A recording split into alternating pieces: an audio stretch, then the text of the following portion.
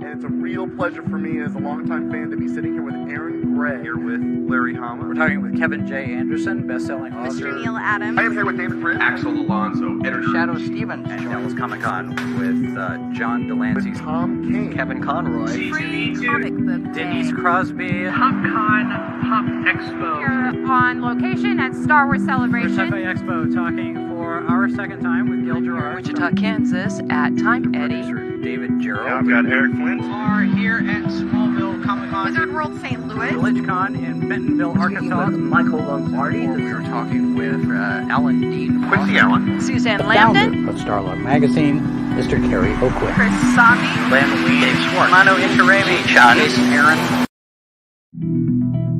This is Sci-Fi for Me, your portal to the science fiction multiverse.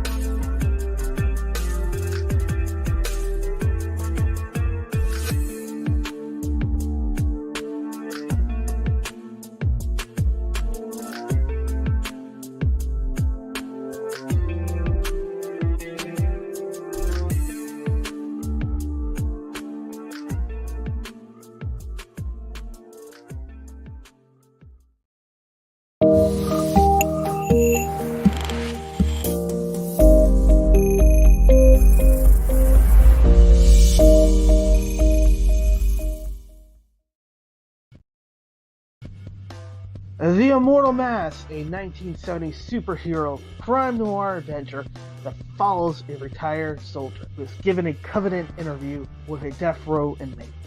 What he learns from the interview thrusts him into Atlanta's shadowy underworld.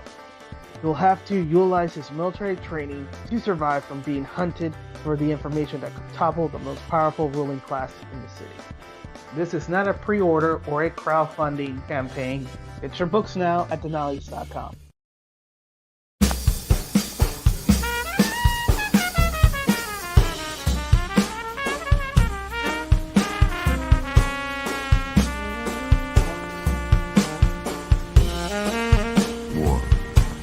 War never changes. When atomic fire consumed the earth, those who survived did so in great underground holes. When they opened, their inhabitants set out across the ruins of the old world to build a new society.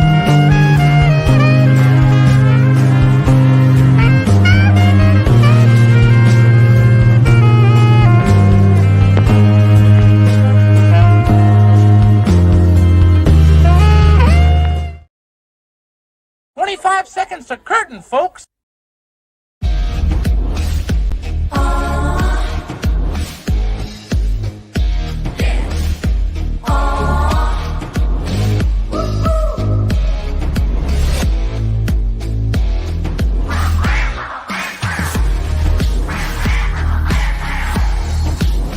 Your favorite podcast is Critical Blast.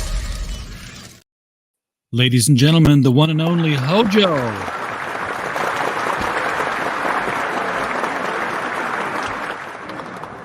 Welcome to the show, man. How you doing? Hey, RJ, good to see you again. Last time you were here, it was a pre-launch kind of thing. Seems like so long ago. It does. And now, what have you done? You've doubled almost your expectation on Indiegogo. Right. It's pretty good. It's pretty happening. It's blew away my projections. Well, it's a good looking book, and it's we're going to talk. Yeah. I know what it's about, but I'm going to have to act. Yeah. Because, we have new people watching. I got a full chat out here tonight. Eric Needletowski's out there. He just on the show last week. Hey, Eric, glad you're here. Eric, good to see you. Will, glad to see you too, man. You're out there in the chat. Okay, you're inflating my numbers. I like that. So it's perfectly fine to do that. So we got an interesting split on your comic today. We're going to talk about that tonight. But okay, let's bring up the Indiegogo first and take a look. You are at 4,000 out of the over 4,000, but out of the 2,500 you expected. So one more 1,000, you're at double. Yeah, I mean it's crazy. It's like I funded in 13 hours and I got 4,000 in 13 days. It's just the community support has just been amazing, you know. And you've reached that sort of a plateau. You probably noticed where it kind of evens out a little bit now. Yeah, and then it'll go back up again. Yep, just keep grinding, man. But it's fun, talking to everybody. So my question is that it's not just on Indiegogo. You have also decided to go over to Fund My Comic. Yep, doing great there. Doing. I mean, yeah, fantastic. Look at all that money. I kind of look at it like I was one of the original people. It's kind of like you got in on the ground floor. Sure. Like we'll see how far it goes. I like the ideas, or I wouldn't be there. It's not just I'm a just money curious thing. why you went there before completing your Indiegogo, because it seems like you'd be splitting your audience directions, especially if you want to hit some stretch goals on the Indiegogo. Right, and they might be coming from other directions as well. It's just catching more traffic. It's just an extra, just an extra plate to catch something. Yeah. So is there anything substantially different on the one campaign from the other? I mean, is there a reason why somebody would say, oh, if I go to FMC, I'll get this if I buy the book, whereas if I go to Indiegogo, I'll get something else? No, the only thing that's on Indiegogo right now is like that last piece, like that original art piece is like $75. Okay. That's it. Everything's the same, you're going to, you might save yourself on shipping, So it's up to you, really. I mean, if you don't want to give your money to Indiegogo, that's fine, but at the end of the day, if I hit that 5K stretch goal, that's just for the backers as well, Yeah. Yeah. Now you're not shadow banned on Indiegogo at the moment, right? You're still searchable. Yep. Okay. Managed to avoid that. One of the lucky ones, right? Yeah. I guess I haven't ruffled enough feathers, or they keep saying terms of service violation, and I don't know. I know what they're talking about. So it's not clear and specific what it really is, They'll never come out and say it's exactly open with it. So we saw what happened when Crowdfunder came out and said exactly what it was. There was like, oh, was that out loud? Was that recorded? And then I'm like, who are you? Yeah. So whatever. I don't really see, like, it's just a multiple. You just have choices. You're still going to get the same thing. Yeah. Yeah. So what was your what's that? Good. Go ahead. I'll get to that later. I said, and then eventually, it could just, like you said, you can use it as a storefront, maybe, possibly, and it's going to be ongoing. So I'm just going to keep it on into where, like, I don't know if you can alert your backers versus this through this, because I don't have any yet.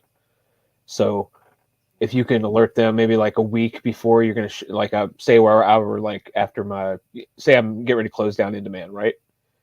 I would say, hey, tell the backers 10 days we're gonna wrap it up, or let everybody that's on FMC send out an alert on the FMC Twitter page or whatever. Hey, we're going to be ending this in 10 days, and then fulfill all at once. Yeah, I'm not sure how that's going to work out. I think a lot of it we're first week, we're and I'm interested to see the metrics on the traffic on that. I meant to, because I was like, oh, I'm going on with RJ. I'll just maybe. I mean, I know you guys can probably figure it out. You and Pixel and all them, and I have the admin access that I need to have, which is basically to help people with shipping. Right. I don't look at the traffic. I don't want to. I don't even like looking at the stats behind the scenes of my own webpage because things are fragile sometimes. Yeah. plenty of times I've said, "Oh, look, they've upgraded these modules. Yeah, load them in.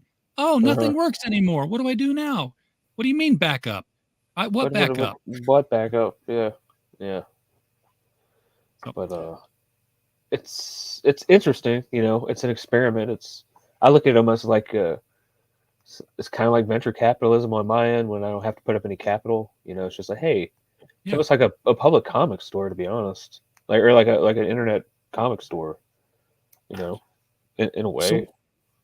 So what was your experience putting the campaign together as compared to Indiegogo? Because you'd just done the Indiegogo one, so it's still fresh in your mind how everything fit together there. Yeah, that took me a while. That took me a while because like they're picture sizes. You had to fit everything in, like as you see, like it's not really conducive to the comics. Well, what I could do with that on Fund My Comic is like they don't have a special section where you load up a picture, right? I just copy and paste it onto the main body, kind of like this, and it's just a description of everything. Here's a picture of the comic, here's the description. I didn't copy and paste everything. But so what you're saying is on Indiegogo, I know that it's like, hey, insert your image here. It has to be this size and this. Yeah, and I had to, and that like I just couldn't have some skills at some point, and I had to get Pixel's a whiz with that. So him and Todd have been helping me out with all that. Todd from Redshift Comics, and for FMC, it was just Control C, Control V. There yeah, I did it. I literally did it last night, or not last night, over the weekend in 15 minutes. Wow. Yeah. Very cool. Because I had everything already there. I'm like, boom. So, well, we're gonna let's see if this thing grows. I wonder if because Indiegogo you got to refresh and Kickstarter is automatic. I don't know what FMC is, so I don't know if I have to keep refreshing it to see it, or if it will automatically roll over some if something changes. I don't know. So tell us, for the people who are just tuning in to watch, and there are some, who are the mythicals? Because when I hear the word mythicals, my mind goes to ancient Greece, ancient Rome, because those are the myths that I was growing up on. The book I would read. Well, like the mythicals themselves, it's like about level M. Mythicals is like a blanket term for all of what you just said, because I combine all the mythologies. And so it's like a top secret, like a covert task force comprises of like creatures from myth and legend. Like this isn't the whole team right here. You eventually meet more, but like the vampire there in the back, he's from ancient Rome. He grew up in Herculaneum, which is right next to Pompeii, and so he saw that erupt. Yeah. And that guy down there is kind of like a techno mage with the purple glowing hands. So he's like their magical Q. So he can do like spells and stuff, like he kind of like magic, like vocal magic, you would say. But he can do stuff with he's like a mechanical engineer, so he can make all their little gadgets and stuff. He can like teleport this little square he throws. It's pretty cool. Kind of like sounds like Forge of the X-Men. Yeah, kind of. Yeah. I was a big. Took me forever to wrap my head around his powers. I'm like, so you're an inventor. How's that? He's really smart. He's like, I can make. God, why weren't you making iPods and iPads back then? You could have made a killing. You didn't need the X-Men. Yeah. But whatever. Exactly. Yeah. You weren't that smart. Yeah. Well, the writer wasn't that smart. That's the thing. Yeah. That's the problem with writing a genius character. If you're not a genius yourself, he's only as smart as you are. Absolutely not. Yeah. It's not going to happen. And so that guy with the pistols, that's Lucas Beckett. He's like the only human on the team. So he's it's like former special forces. So he's the field commander, but he's like my 90s throwback, and they make fun of him because all his like 90s reference, like he's in his late 30s and stuff, and they don't get it. But he's the only human commander of this team, like in the history of it. So that's how badass he is. Oh, okay. And then the woman up front here, I'm seeing plants and fire, so I'm assuming she's some sort of elemental. Yeah, that's Nancy Moon. That's the lead. It's kind of like the lens we see everything through. Like we meet this whole world through her eyes, and so like she gets sucked in by the end of the book. She gets sucked into this whole world and finds out monsters are real, and some shit's about to go down, but they don't really know about it yet. That's where the bad guy comes in. You actually do have a trailer on here, and why don't you go ahead and we'll go ahead and play that, because you put the work into it. Let's let it pay off a little bit. Yeah, it's a good time. Hey, Carol.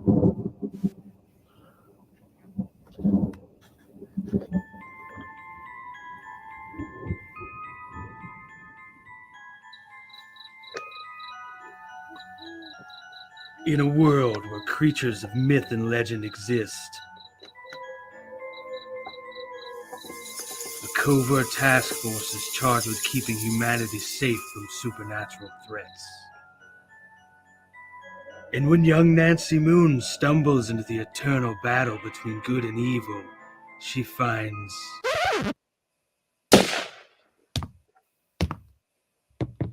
Oh my God, will you shut up? What's happening? Agent Beckett here. Aren't you tired of stuff like that? Want something different? Roll the tape. Whoops. Sorry about that. That's a song I'm writing for my ex. Okay, here we go. Yeah, that's more like it.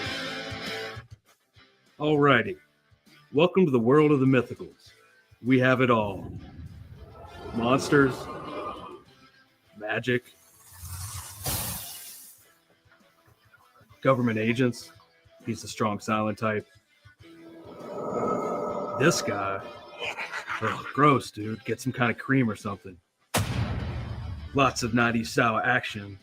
Pew, pew, pew. And that strong female lead alluded to earlier. Mm-hmm.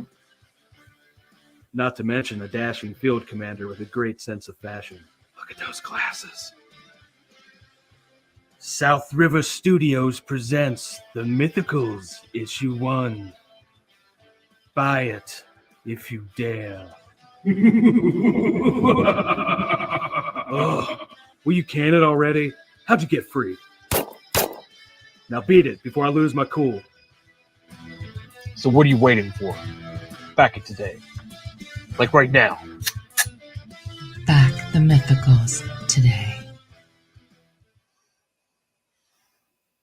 All right, you heard the lady, folks. Back the Mythicals today.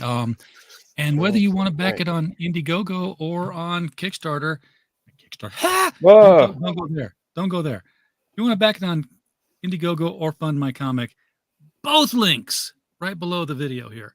Just scroll down a little bit. You'll see them. You have options. Yes, it's good to have options. So I'm going to switch back over to the Fund My Comic page because I think it's going to be a little bit easier to read and look at them big bright blocks of color and text and everything. So this is going to be a 24-page comic.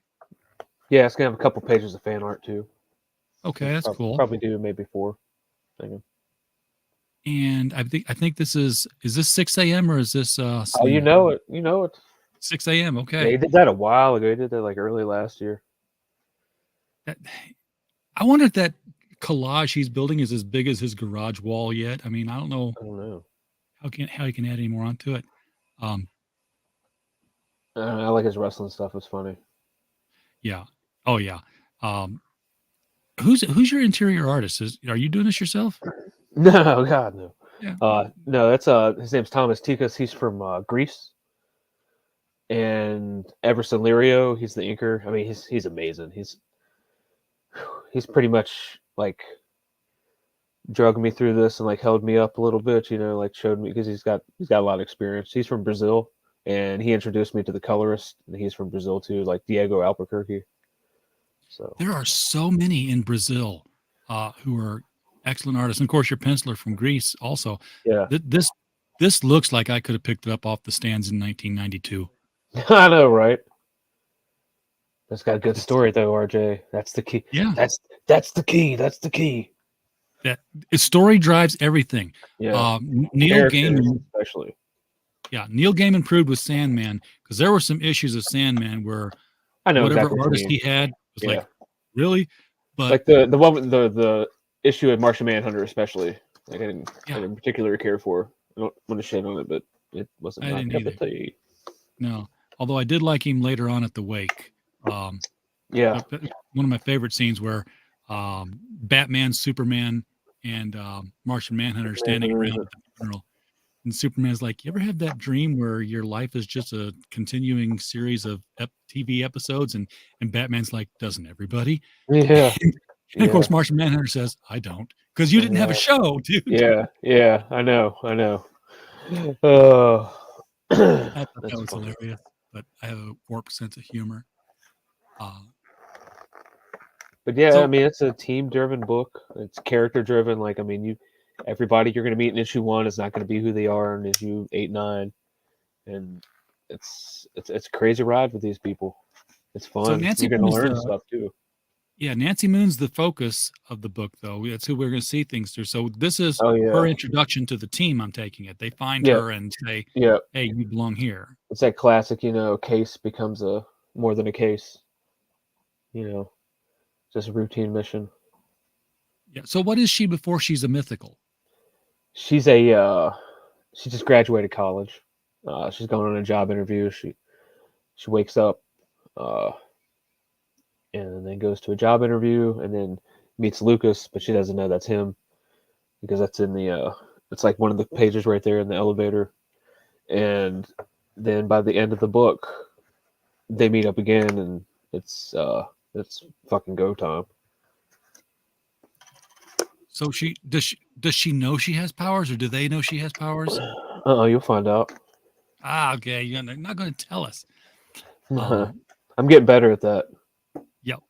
Because you got to. In other shows, I'm like, or then try to just like tap dance around as a no. Yep. Sometimes you gotta lie. Yeah. So, but they do have a big bad. I mean, the Pope Mum Ra here. Yeah. I don't know his name. That's the Inquisitor. Oh, is he Spanish? I don't know. We'll find out. Read the book. Yeah, read the book. You'll find out who everybody is. Read the book. Yeah. And you let it slip last time that he's not the biggest big bad. He's just the biggest puppet. Yeah. There's another bad spoiler behind Peter here. Yep. There's always somebody in the background. Always Literally. somebody bigger. Yep. And maybe, who knows, maybe there's somebody bigger than him. You never know. Puppets pulling puppets. Yeah.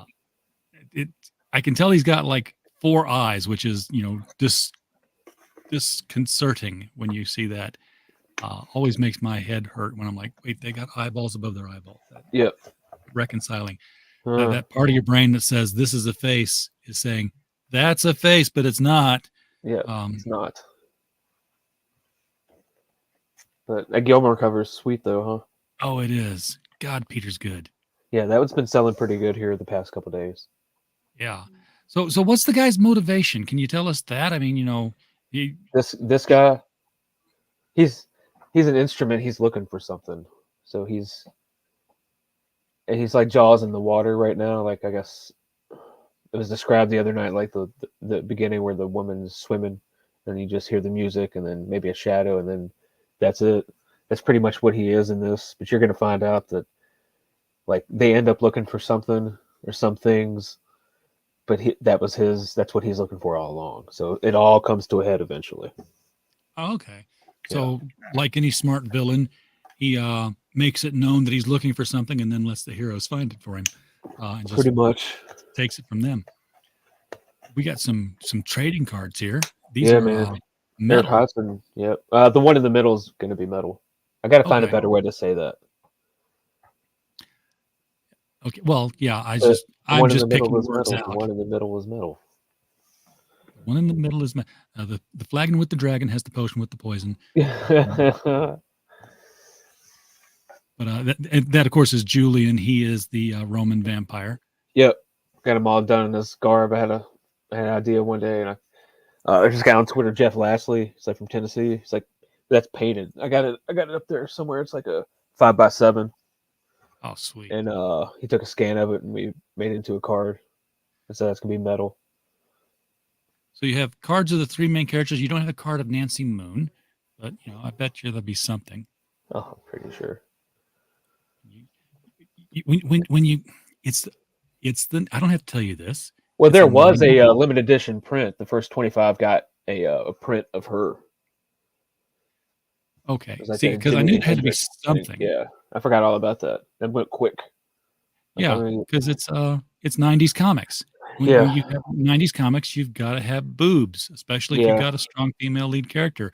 Why? It's purely sexual. So pretty much. it's what sells the books. Yeah.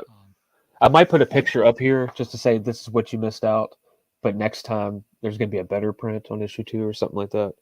It's pretty sweet. It's like a Jimi Hendrix homage. She's got like a bandana on, and she made like a guitar out of plants and shit, and it's on fire. And she's like doing like this, like the Berkeley thing back in the 60s. It's pretty sweet.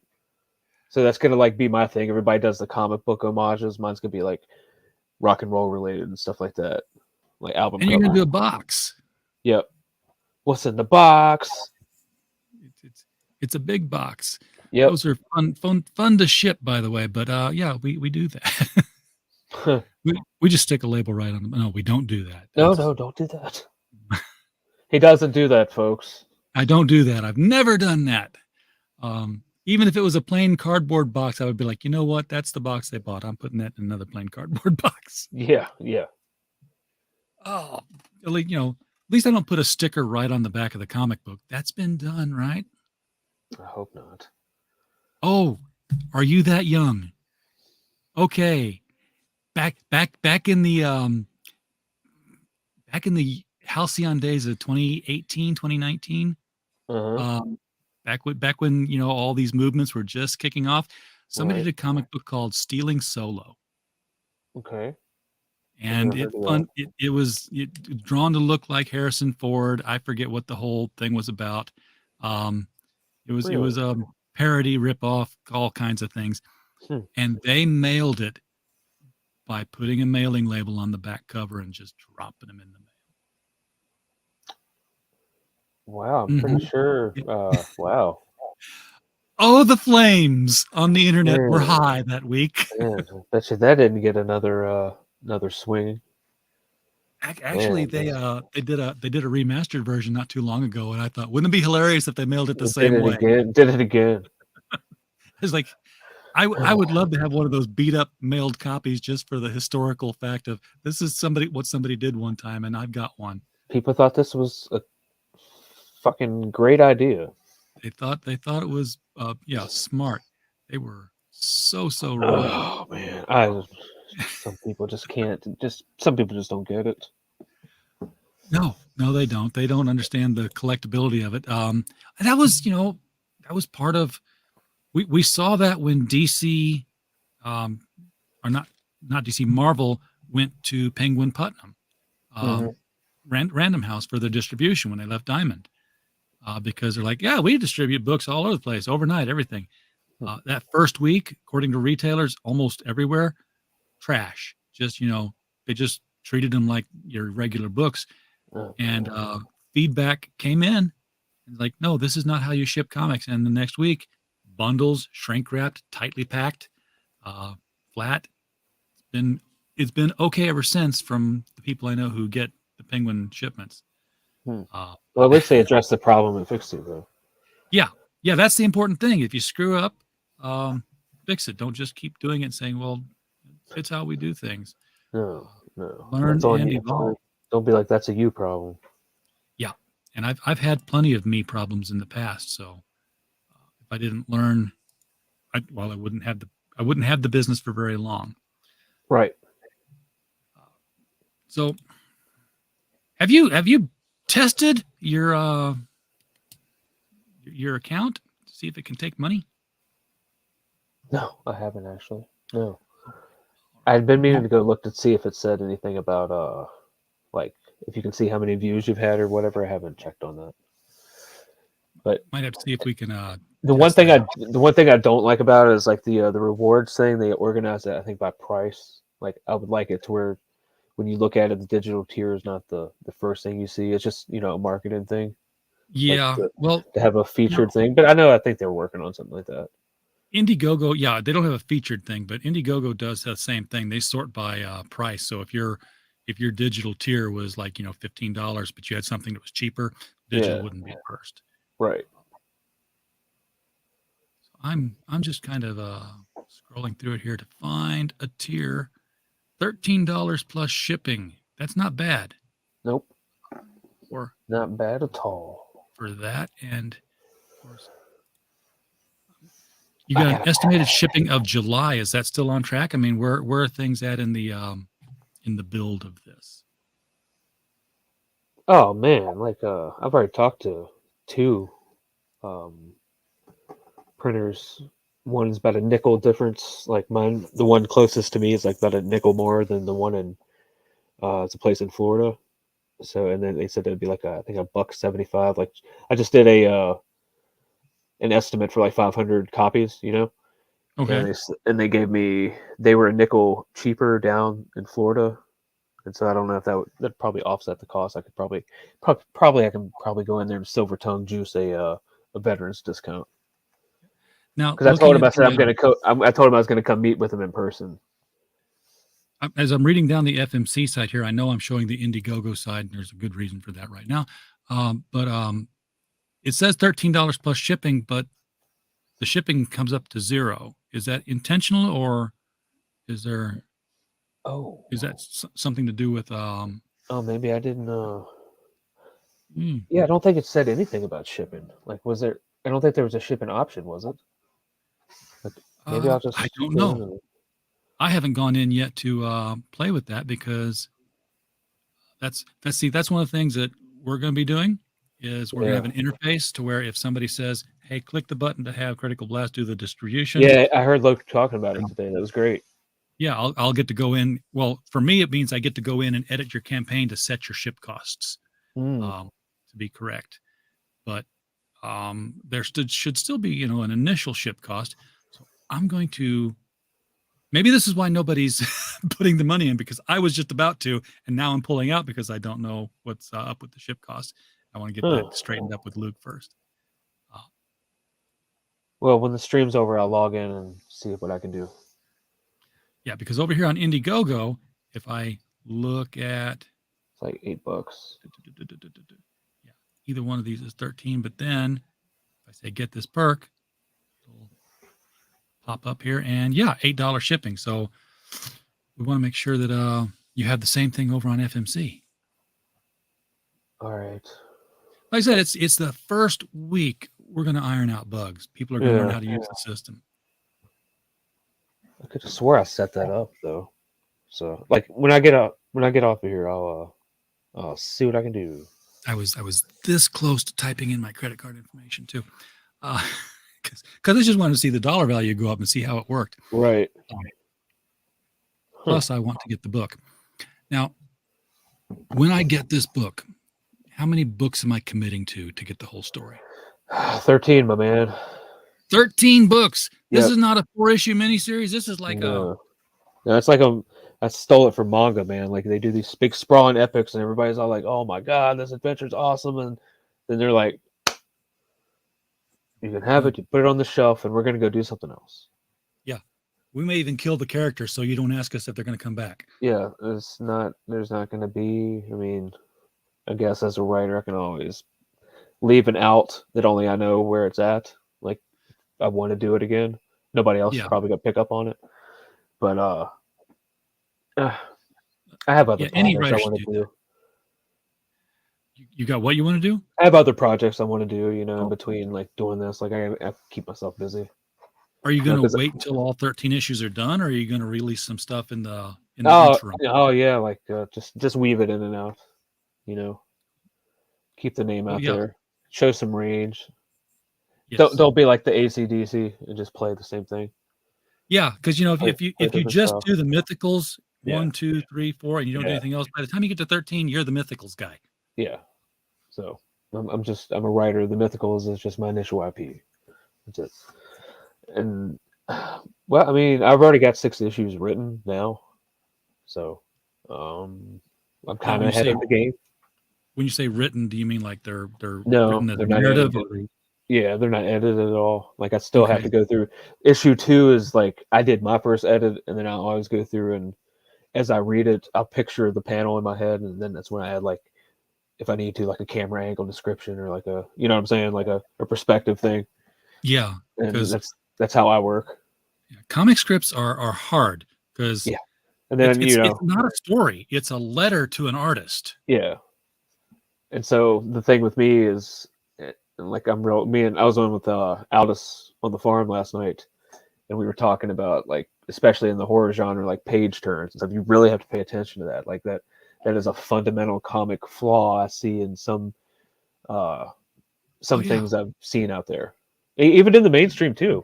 You know, they've kind of lost they've lost a lot. They've gone into it thinking that it's an illustrated story. Yeah, it's like they're trying to storyboard or something and trying to write all this dialogue, like 20-word balloons around this double splash. I'm sorry, it's a Twitter feed. It's your text conversation with your friend. The fact that, you know, you have it. There's and you know, for the reader, it's almost they don't even know what's happening to them. Yeah. But you know, to the creators, they know. You start at the top left, you go to the bottom right, and the bottom right better be something that's like, what? Turn that page, get going to the top left of the next page. And I want to say that there's even a throughout the book pattern. I've heard that, Stan Lee showed this at some point, but like they disassembled a comic book and they laid out the pages. And as they laid it out, you could see this diagonal flow of action throughout the whole story that was just like, it was like gravity just pulling you all the way to the end of it. Yeah, I mean, I love it. There's something that really pops in my head too. Like, remember 0 Hour? Yeah. That whole, there's a thing like at the end where it was like, was it Wave Rider or what is it? What is that his name? Wave Rider? Where he it's like these 12 panels, but they're really, really skinny, and it goes off and it's like him like fading off, and it's almost like reminding me like Barry Allen, like when he died in Crisis. Like, it might have been what they were going for now that I think about it in hindsight, but it was just different. And that's why I picked this artist, because of his panel placements. Oh yeah. Yeah. Panel. You can tell, oh my God, panels telling stories. There are so few artists out there, creators. I don't mean just artists, writers who tell other artists how to do it, like Alan Moore, who know what they've got with the medium of comics. Jimmy Gownley is the best one I can think of. The way he uses panels to tell a story, he does Amelia Rules, and it's very much like this Charles Schultz, Bill Watterson style of comic telling of a middle school girl and her friends doing crazy things. And first of all, he'll go through the whole graphic novel with 3/4 of the way. You're like, oh, these guys are hilarious. Oh, this is great. This is funny. And then you turn the page and you just get sucker punched across the jaw. Like, that wasn't nice. Why am I crying? And it just reminds you, so no, this is what the book's really about. It's about her growth. It's about things happening to her. But there's this one volume called The Past is a Present. And she's sitting with her mom, and they're going through the family album. Her parents are divorced. She goes to her dad sometimes, her mom's most of the time. And they're looking back into the past. And as they look at the furthest back into the past, the pictures of her family, her great-grandparents, are drawn like Jim Scancarelli's Gasoline Alley. So it's like, it's an homage to the comics. Oh, man. And it's like looking back in the past. And then as you come a little forward, there's like Chick Young's Blondie and Dagwood style. And then, a Trudeau style with the Doonesbury as you get into the 80s. And it was like, and each one had word balloons, which, weren't probably in the actual thing she's reading, but you could see the action going on. And each one was a comic strip. And it had, a setup, an action, punchline. But as you go through the rest of the book, she's looked at the photo album, she's seen where she comes from, but she hasn't quite absorbed the fact that all of that led up to her being her. And there's a scene near the end where it hits her. The things that have been going on have made her start introspecting a little more. And you turn that page, and suddenly there are panels of those strips just floating in space there. And I had to go back and look. I'm like, yeah, that's the actual panel, because that one panel juxtaposed with a different panel, you had a totally different narrative flow. It was actually telling a story that was important. And not only that, because Jimmy Gownley's a madman, when you pulled the page back, the background of each of those panels, as they were overlaid with each other, drew Amelia's face. What? It's like, so it's like this double metaphor. And I was like, I told wow. you, there are geniuses in this industry who know what they've got with a comic. You cannot do that with a cartoon. You could not do that with a book, a television show, a movie. You could only do that with a comic book. Yep. And like there are some panels in this where like I didn't go full on Alan Moore, but like a smidge. Like there are a couple, like I mean, I even did kind of a couple layouts. Something was like, all right, I want this panel to be this way. I want this here, this here, this here. I'm going to send you a picture of this. I want this in the panel, blah, blah, blah. And dude was probably like, fuck me. Oh. Well, but you know, have you seen an Alan Moore script? Yes. Yeah. Yeah. 11 pages for page 1. Yeah. Yeah. Yeah. Watchmen page 1 was 11 pages of text. It was crazy. If I were like Dave, I'd be like, are you kidding me? Yeah. But the best thing you can learn from Alan Moore is transitions, because he'll always he will frequently, I won't say always, but he will frequently end a scene, and the last word balloon of that scene will be on the panel of the next scene. And while it's clearly finishing that conversation, it's telling you what's on the page. Yeah. Well, I'm glad you're back in this, RJ. I'm really glad, because you're gonna be happy with that.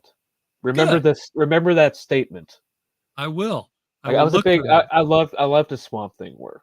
Like, I mean, Watchmen. Like, it's almost like Watchmen has almost become overrated because everybody says it's overrated. Everybody praises it, and like one of those people, like once it becomes really mainstream and cool and stuff like that, I'm like, stop it, stop talking about it. I know. It's like I don't listen to REM anymore because everybody loves them. Stop it. So stop.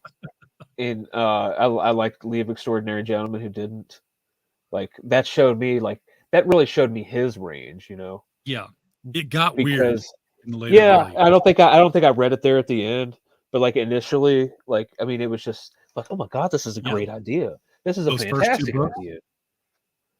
He he didn't care so much for Dorian Gray being in the movie, because he's like, well, what do you do? Nothing happens to him. He's like, hello, Dorian, you're looking well today. Again. And I was like, I think you're just jealous because you could do a lot with a guy who doesn't die. I know. It wasn't. Looking back on it, wasn't a terrible movie. It wasn't really the comic at all, but it wasn't like it. I guess if you had never read it before, it's a decent film, I suppose. Yeah, but I know what it should have been. Yeah. Moore himself Sean said, Connery wasn't a fan. Movie. They asked him, you know, what do you think of the film? He's like, what am I supposed to think of it? Somebody came and said, we want to do a movie that's coincidentally got the same title as a book you do, and oh, by the way, here's a bucket of money. You take it and you go. Hey, Aaron, good to see you out in the chat there, man. Hey. Appreciate you popping in. Edwin's out there as well, and I just ignored his chat for 20 whole minutes because we were talking. Sorry about that, man. I did not mean to ignore you like that. The only thing in League that it's the first thing I think of anytime I think of the movie, I'm like, yo, yeah, that was in there, is this aircraft carrier length Nautilus submarine making a right turn at the canals of Venice. Yeah. How did you do that without knocking buildings over? That's Captain Nemo, because he's good. He drifts that thing. Yeah. I don't know. I should watch it again. I haven't watched it in forever. I mean, Sean Connery obviously is not a huge fan. No. But I don't know. It's not like I said, it's not a terrible movie, but it's loads better than stuff that kind of they put out now. He was the perfect casting though for Alan Quatermain. So. Oh, 100%. He's almost a perfect casting for everything he's ever been in. I'm not going to speak of the tights or was it Zoltak or Zoltan or something? Something. I don't want to talk. I don't even picture it in my head. Still a little further into the future. Yeah. See, for me, it's the giant teddy bear suit that he wore in the Avengers. Yeah, I forgot about that. Yeah, well, your mind said that didn't happen. Yeah, I memory hold that. I was like, this and never say never again. Oh no, I couldn't take another one. But, so, speaking of casting, cast the Mythicals. Yeah. Netflix just knocked on the door, said, "Hey, we're going to make the movie, but you got to tell us who you want." Oh man, I would. He's old now, but I would kill for the guy like from that played Mal in Firefly to be Okay. like Lucas. That would be awesome. Nancy Moon. I don't know. I'd have to think about that. Jessica Alba back in the day would have been perfect. Oh no, I don't know. Like the vampire. I'm not good with this. I haven't had this question. The vampire. I don't know.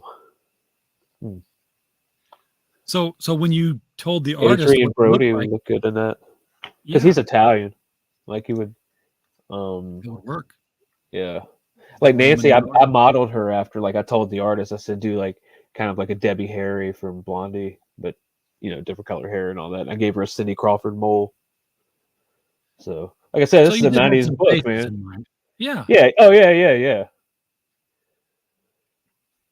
And like this page, like the big guy going out the door, man, that looks like it's from an Image comic almost. Oh yeah, he's like when he sent me this the pencils for this, I was like, oh my god, that I got to put that in the trailer. Yeah, he looks like he'd be a CIA guy in Spawn. Yeah. Now who's doing the interview here? Because that's not any of the team members, is it? I mean, no, he's on the cover. That's him in the back. Those two guys. Oh, okay. Dan Dog cover. Got it. Yeah. I was thinking of all the people up in front. They're background players. So, are they going to be up against the Inquisitor all 13 issues? Or it's gonna take a while. It's a slow burn with him. Everybody's got to be where they need to be. Yeah, because I was wondering how you're going to draw the story out over 13 is like, a short story that leads to the next story that leads to the next story. And they're I kind of broke it up into volumes. Like the first couple issues is called Prophecy and Protocol. So, okay. But it all feeds into the larger narrative. They're like single contained adventures. Like, well, actually, the first two issues is almost like a 2-issue or a two-part pilot, I guess you would say. Meet Nancy Moon. Yeah. So it's like the first 2 days of this. Like the first one, like she finds out all about this, and then the next day is like her first day at work, and we get a mission. And so it ends up. Remember that show? It was called The Pirates of Dark Water. Oh yeah, I do remember that. It's like they were looking for like these pieces to all connect and do some whatever, And so it kind of borrowed something from that. Like I'm a big Indiana Jones fan. I'm a big history. What's up, Ray? Hey, Ray. And so I kind of like tried to throw all that into here. Like, it's kind of like National Treasure, like where they're looking for something, everything's going to point them to the next piece. And it's just like this race to, I love the National Treasure movies. Yeah. Those are, so I get to world hop. Fun. I get to world hop in this, and we get to go on all these cool adventures and fight monsters and find secrets out. And, so if you're gonna go around the globe and go to all these different places, what's the research like on this? Well, like I said, I was a big I grew up. My mom let me watch Clash of the Titans. Like I love that movie. I was probably my son's age now, and that's no joke. I was like 4 or 5, and like she got me a book. I'm like, oh, what are all these things? It was like superheroes, Yeah. And so the Pantheon and all that, and then I got a few books on ancient Egypt and stuff like that. And I have some Native American heritage, so I looked into that in the past, and I've kind of been brushing up on, trying to get like a general consensus around the world. I'm not trying to step on any toes. It's like I said, it's just a book. Yeah, of course. Well, yeah, you're not trying to relax. It's not a theological discussion. But what's interesting though, when you start looking at all the different myths from around the world, is you start to see there's a lot of overlap. Exactly. Which makes you wonder, did something really happen, and what was it that really happened that everybody talked about? Well, see, like religion in ancient times, and the way I've always looked at it is it's like creation myth and how this happens and what this is, and it was religion and worship and stuff like that was a way of explaining things that humans were incapable of understanding, like electricity or lightning or, you know, chemicals, stuff like that. Like they didn't get it. You know, we evolved, you know, the society evolved. Let's just say that. And then, so they just, I guess, branched out. You know, everybody has a common thread, you know, I've noticed. Yeah, I mean, you got some myths that are wildly different. You know, you got the, you know, let there be light. On one side, you've got the great cow Emer licking everything out of the ice on the other side. No relationship between those two. No. Then on the other hand, you've got, you know, the Judeo-Christian Noah, and you go down to South America and they're like, oh, wait, you had a guy in a boat? Oh, his name was Noah? Yeah. Wow. Really? Well, what? Hey, we're like cousins. How did you know, who came and told you this story? Yeah. Oh, he's lived here, you say. And I mean, and you just look at over the world, throughout the world, like monoliths, you know, stuff like that, that they somehow, they look the same just from, you know, 10,000 years between these civilizations. And, you know, you look at the pyramids in South America. I'm not saying that it was aliens, the guy with the weird hair, but it was aliens. But it just makes you think. And yeah, because, you know, how was there contact between the civilizations? Yeah, that's a whole other show. I think T Bunny probably runs that show. Oh, the CNC. Yeah. But so, like, it's just a big sandbox I can play with, you know. So I could pick and choose and do whatever I want. Just so, do you have move the story along? We talked about Watchmen, and I'm going back to that to go forward with this again. If you read the Watchmen, it's 12 issues long, but it also subdivides. The first 2 issues were all focused on the comedian. The second 2 issues were all focused on Ozymandias. The third, 4th, 5th, and 6th are all focused on Rorschach. Each one got a 2-issue arc of focus. Are you going to provide some sort of focus on the different characters that make up the mythicals, or is it more of the you know, you don't need to know the backstory of every single person here? They're here now, they're kicking ass, and you have to get the back. Oh, there's so many things revealed. Like I said, you don't have the whole team yet. Like in book 2, there are like 3 more people that you get to meet, and then that's the secret sauce. That's when, like, getting all of these characters together, and then to find out, you know, maybe some have known each other for hundreds of years. So lots of people go way back. And then everybody gets their time to shine because, like I said, we can world hop. All of these people are from different areas of the world. So everybody gets their little homecoming. Okay. And so, like I said, everybody's here for a reason. So we'll learn about them. Oh, yeah, for sure. Yeah. And actually, the trading cards, there's like little biographical data on the back.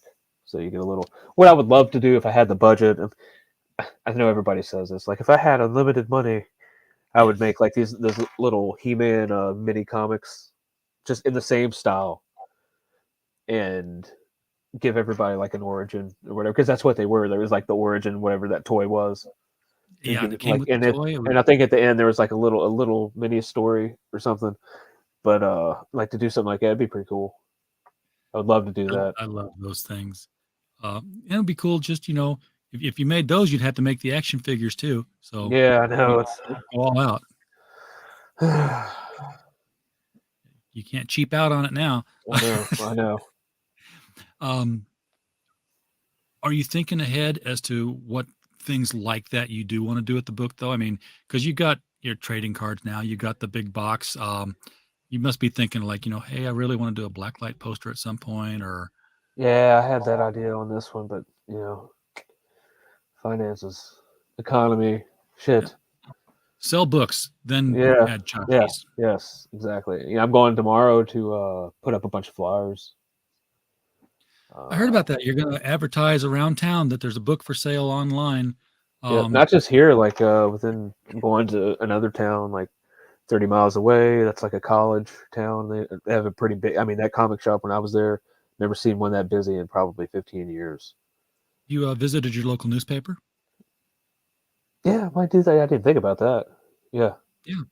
Because I'm going to be downtown tomorrow. Yeah, I'll put them. Yeah. RJ, you're amazing.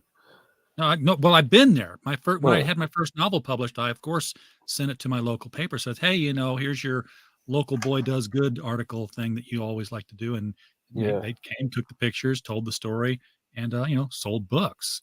Yeah, and one of the guys, there's like a comic book shop in the city I work in, and my hometown, like the one, like the newspaper. They said, God, what was it?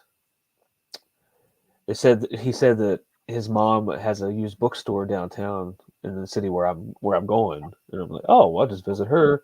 There's like a D&D shop down there too. So because this has got that kind of like that horror fantasy. It's got like a fantasy element too, because you got all these Dungeons and Dragons dudes are going to see the booty juice cover and be like, yeah, I want that. I don't care what that's about. I want that. And so there's a lot of places, man, that's been willing to do it. Like the library, I'm going to all the libraries. Oh, give a talk at the library. Yes. Yeah. Don't just go in and say, hey, I've got this book. Do you want to add it to your reading list? Right. But say, hey, I'm a comic book creator. Do you have any open nights in your schedules of speakers for people you bring in to talk about things? Because, they do it all the time. Yeah. And I'm actually at like a mile and a half from the library. So. Yeah. So be that guy standing up in front of the room talking about it. Great. When you talk about like after it's printed, right? Well, yeah. You want to have something to show. Yeah. Oh, for sure. Process stuff. And when you talk to your newspaper, and they say, well, if they say, but they will say, when can we talk? Talk to your local comic shop guy and say, yeah, can you meet me at so-and-so's comics? And that way the pictures that are taken of you about the story will be in the comic shop, and your comic guy will get, sort of a bit of free publicity out of the thing. Yeah, and you'll be surrounded by comics while you're talking about comics. And see, there's no comic shop. Like, actually, you know what? There's we have a gigantic flea market, but it's got this huge, a huge area with, it's all like 80s and 70s toys. It's called Grandma's Attic. And it's ginormous. It's like the size of almost like a small convenience store, like with all this. And they got a bunch of comics and stuff there too. Okay, well, that's on my list. I thought you had a local comic shop. Yeah, it's like 30 miles away. Oh, that's not local. Yeah, no. My home base when I'm not here is Belleville, Illinois. There are 5 local comic shops. Wow. So literally it's like, oh, did you run out of this? Okay, I'm going to run over here. And it's just across. Man. That's, spoiled. We have way more comic shops than we deserve. I guess there's Cosmic Comics, Twilight Comics, one I don't remember, fantasy books and games. Yeah, there are 5 of them right there. So, well, we do have an actual store now that I think about it. It's kind of like what I was talking about, but she does have a lot. She has a lot of comic stuff. She has like a whole section off. She's got a bunch of back issues and stuff like that.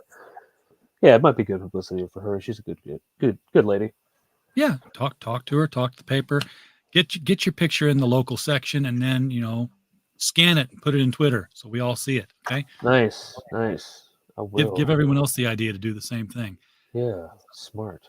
So many of us were thinking, the thing is, think globally, act locally is what they say. Yeah. Do that with your comics. Think globally, get out there and Indiegogo, but act locally and tell the people you're actually around instead of the people who read your missives on Twitter and Facebook.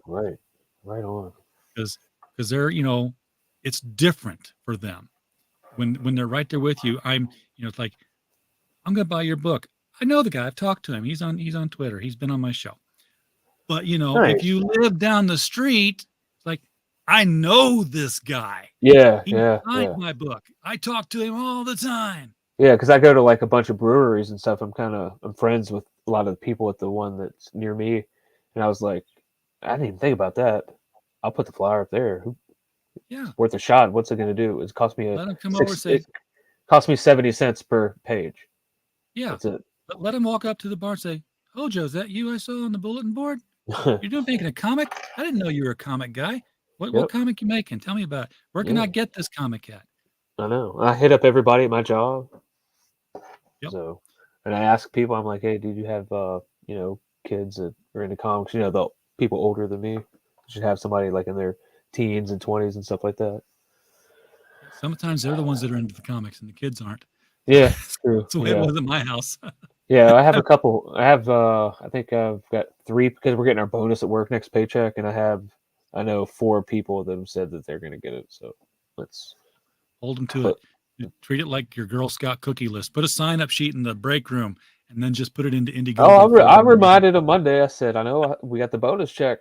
I know we got the amount reveal, so I know exactly how much disposable income you're going to have. Exactly.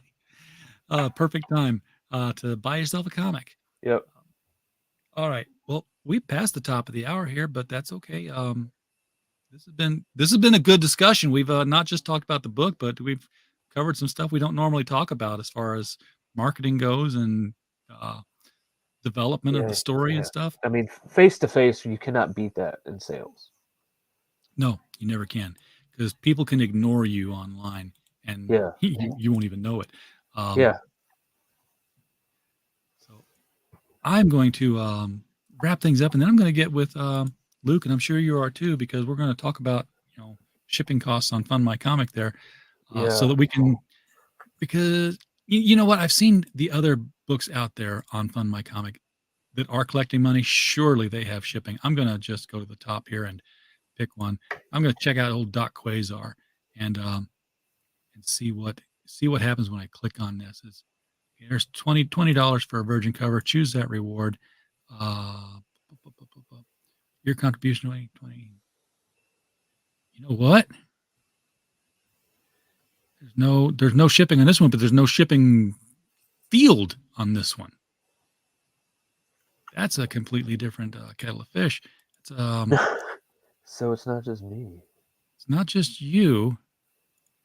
Let me look at Soltac. Okay, now this one says plus shipping at least. So he had his shipping built into it. So if I click on this one, it's 15 plus shipping, 15 and 0.